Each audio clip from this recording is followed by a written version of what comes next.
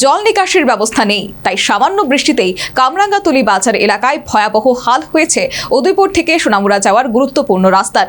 সবকিছু দেখেও প্রশাসন নীরব থাকায় বাড়ছে ক্ষোভ। বারবার অনুরোধ জানানো হয়েছে, তারপরেও মোহনপুর পঞ্চায়েতের কামরাঙ্গাতলী বাজার এলাকায় উদয়পুর থেকে সোনামুড়া যাওয়ার গুরুত্বপূর্ণ সড়কের পাশে জল নিষ্কাশনের জন্য কোনো ড্রেন নির্মাণ করা হয়নি। এর ফলে সামান্য বৃষ্টিতেই পরিস্থিতির ভয়াবহ আকার ধারণ করেছে। বাজারের পাশাপাশি রাস্তাতেও হাঁটু সমান জল জমছে, যার জেরে প্রতিদিন চরম ভোগান্তির শিকার হতে হচ্ছে স্থানীয় স্কুল কলেজের ছাত্রছাত্রী, যান চালক, ব্যবসায়ী ও সাধারণ পথচারীদের। একই সঙ্গে জল নিষ্কাশনেরও কোনো ব্যবস্থা নেই।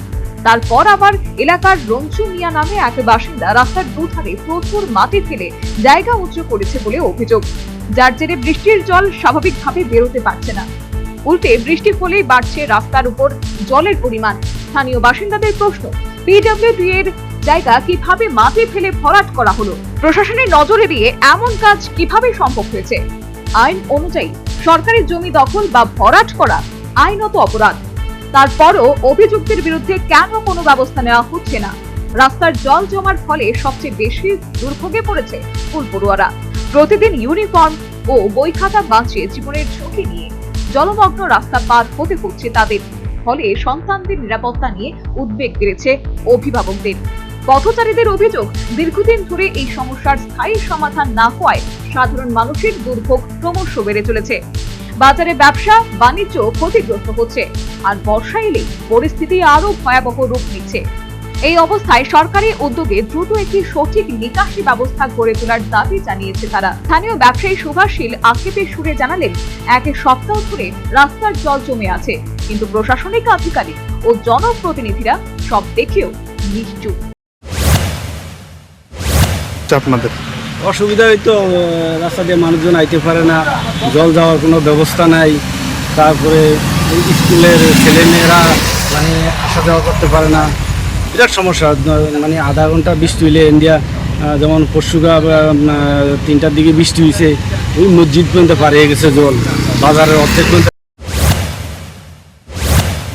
এক স্থানীয় বাসিন্দার কথায়, কামরাঙ্গাতলী বাজারের পাশ দিয়ে প্রবাহিত হয়েছে গোমতী নদী।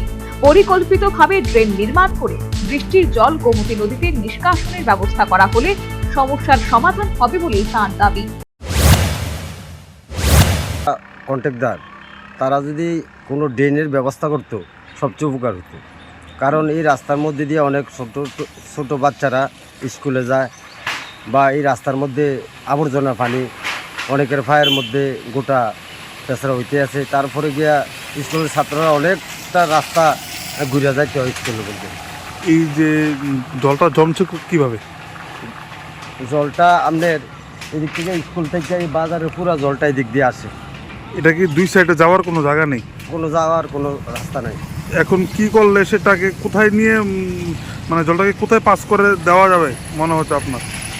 এই জলটা যদি বাঁকা ড্রেন করে নদীতে দেওয়া হয় সবচেয়ে সুবিধা হবে। নদীটা কতটুকু কাছে? কাছেই নদীটা। এই দুর্ভোগের শেষ কোথায়, তাই এখন জানতে চাইছেন কামরাঙ্গাতলী বাজার এলাকার বাসিন্দারা। সাধারণ মানুষের কষ্ট লাঘব করতে স্থানীয় প্রশাসন ও পিডব্লিউডি দপ্তর কি অবিলম্বে পদক্ষেপ নেবে, না জল যন্ত্রণায় জর্জরিত হয়েই এলাকাবাসীকে দিন কাটাতে হবে, সেই প্রশ্নই এখন উঠছে। Bureau report, news vanguard. Step into a place full of new ideas and opportunities at Techno India University Tripura, where you learn, grow and build your future. A place that truly helps your dreams become a reality.